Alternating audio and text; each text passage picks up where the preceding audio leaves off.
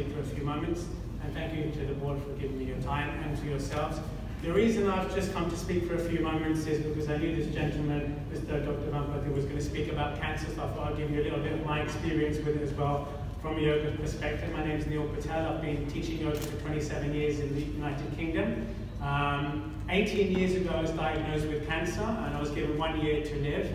The cancer was a sarcoma, pleomorphic rhabdomyosarcoma, which was found at a grade 3 level, which was already 15 centimeters. So after getting this diagnosis, I decided immediately that I would not take any chemotherapy, radiotherapy, or surgery, but instead I would rely on my yoga knowledge and what I knew about the soul, and to see if that could save my life or not. So I'll give you 4 more minutes just on what I've done. First of all, I don't disagree with any conventional therapies, and whatever your doctor suggests you should do, you should consider that very seriously. However, I will tell you what I've done. First of all, my first belief, more than anything else, is that I'm a soul, and that the soul is always more powerful than the cell. So soul over cells.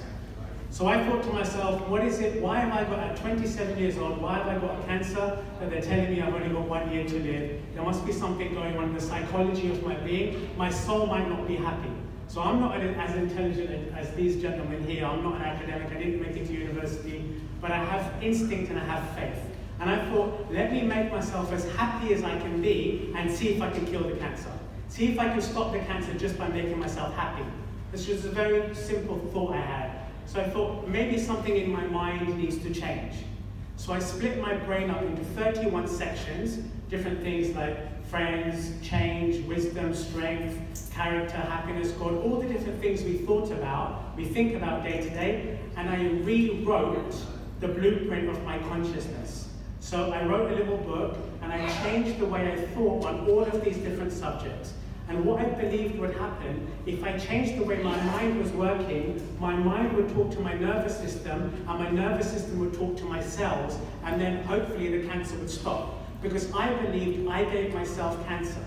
Nobody gave me cancer, it wasn't pollution, it wasn't bad food, it was my consciousness, something I was doing wrong. So because I took control over it, I thought I could also stop it too. So this is 18 years ago. So I started to focus on these thoughts every day. I read these thoughts back to myself. I remained positive. I didn't think about the cancer and 1 year I had left to live. I thought 5 years ahead, 10 years ahead, 15 years ahead, 20 years ahead. And I wrote the plans that I was going to be doing in 15, 20 years' time from now. Every year I went back to my doctors. They said, Neil, have you changed your mind? Are you going to do the chemotherapy now or not? And I said, give me some time. He said, Neil, you're going to die. This is going to kill you. So I stopped and I looked at my doctor and I said, do I look like I'm dying?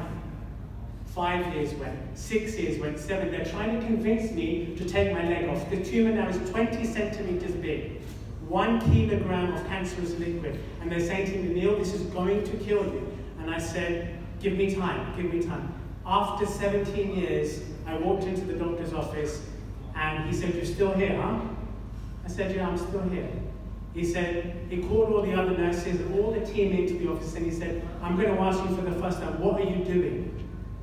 And I said, yoga. And he slammed his hand on the desk, and he called everyone, he said, yoga. That is what we all should be doing. This man has created a medical miracle. Not a single person on this planet with this condition has lived more than 1 year without chemotherapy, radiotherapy, and surgery. And I said, how many people have lived with chemo, radiotherapy, and surgery this long? We don't even have records. Nobody even lives with the surgery. So we said everybody should be doing yoga. Do you agree?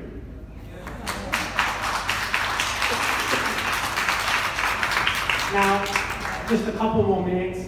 One thing I'll tell you that I've learned a lot, and I've written a book or two on this subject as well, but one little thing I've learned is how intelligent cancer cells are. If you cut one cancer tumor out of the body, the cancer cells have already gone to another part of the body, and they're prepared, and they're waiting, and they're ready for a tumor to be taken out. And as soon as that tumor is taken out, telepathically, the cancer cells are talking to the next site, and they're saying, get ready.